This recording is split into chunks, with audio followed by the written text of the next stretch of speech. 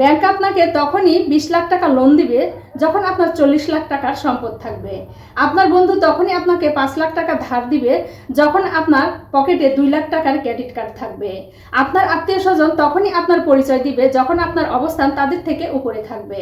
একটা কথা সবসময় মনে রাখবেন যে তেলা মাথায় সবসময় মানুষ তেল দিতে পছন্দ করে। স্বপ্ন সেটা নয় যেটা মানুষ ঘুমিয়ে ঘুমিয়ে দেখে, স্বপ্ন সেটা যেটা পূরণের প্রত্যাশা মানুষকে ঘুমোতে দেয় না। মানুষ বলে স্বপ্ন নিজের যোগ্যতা অনুযায়ী দেখতে হয়, কিন্তু আল্লাহ তাআলা বলেছেন তোমরা স্বপ্ন দেখো, সে অনুযায়ী চেষ্টাও করো, পূর্ণতা দেওয়ার দায়িত্ব কিন্তু আমার। নতুন কিছু শেখার চেষ্টা করুন, নিজেকে আপডেট রাখুন, কখনো হাল ছেড়ে দিবেন না, কঠিন সময়ে ধৈর্য ধারণ করুন, জীবনকে নিয়ম শৃঙ্খলার মধ্যে পরিচালনা করার চেষ্টা করুন এবং নিজের কাজের প্রতি ফোকাস থাকুন। কখনো অন্যকে নিজের চেয়ে বেশি প্রায়োরিটি দেবেন না। আপনি যদি আত্মবিশ্বাসী না হন তাহলে কিন্তু আপনি ঝুঁকি নিতে ভয় পাবেন, আর এই কারণে আপনার বড় বড় সুযোগও কিন্তু হাতছাড়া হয়ে যেতে পারে।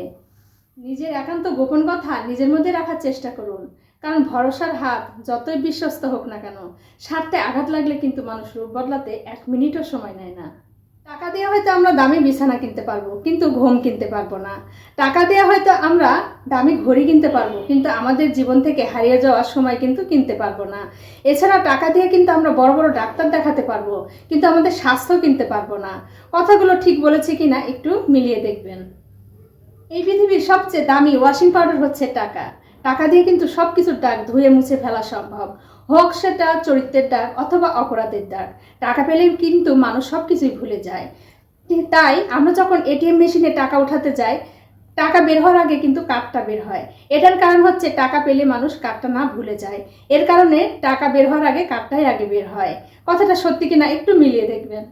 আপনি যদি নিচে পড়ে যান, আপনাকে হাত ধরে টেনে তোলার মতো এই পৃথিবীতে কিন্তু কেউই নেই, কিন্তু আপনি যখন উপরে উঠতে যাবেন আপনার পা টেনে ধরে নিচে নামানোর লোক কিন্তু অনেকেই রয়েছে। আপনি যদি কোনো কাজে সফল হন তখন অনেকেই এসে আপনাকে বলবে আমি জানতাম তুমি পারবে, কিন্তু আপনি যদি কোনো কাজে ব্যর্থ হন তখন সকলে এসে আপনাকে বলবে আমি জানতাম তোমাকে দিয়ে কিছু হবে না। কথাগুলো সত্যি কিনা একটু মিলিয়ে নেবেন। নিজের দুর্বলতার কথা কখনো কাউকে বলতে নেই। এটার কারণ হচ্ছে আপনি যদি আপনার দুর্বলতার কথা মানুষের কাছে বলেন, মানুষ কারণে অকারণে আপনার ওই দুর্বল জায়গাতে বারবার আঘাত করতে থাকবে যেন আপনি কখনোই উঠে দাঁড়াতে না পারেন।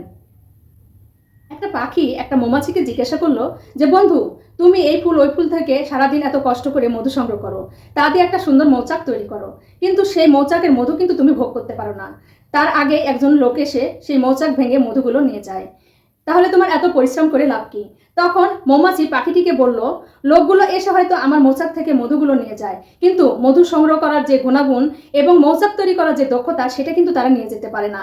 তাই আমার দক্ষতা দিয়ে আমি আবারও একটা নতুন মৌচাক তৈরি করে নিব। এটার মানে কি দাঁড়ায়? প্রত্যেকটা মানুষেরই উচিত নিজেকে কোনো না কোনো কাজে দক্ষ করে গড়ে তোলা। যদি কোনো বিপদ আপদ আসে, সমস্যা আসে জীবনে, তাহলে কিন্তু সেই দক্ষতার মাধ্যমে আবারও উঠে দাঁড়ানো সম্ভব।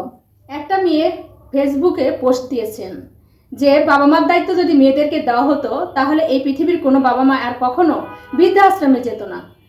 ওই পোস্টে একটা ছেলে কমেন্টস করে বলেছেন যে প্রত্যেকটা মেয়ে যদি তার শ্বশুর শাশুড়িকে বাবা মা মনে করতেন তাহলে এই পৃথিবীতে কোনো বৃদ্ধাশ্রমই থাকতো না।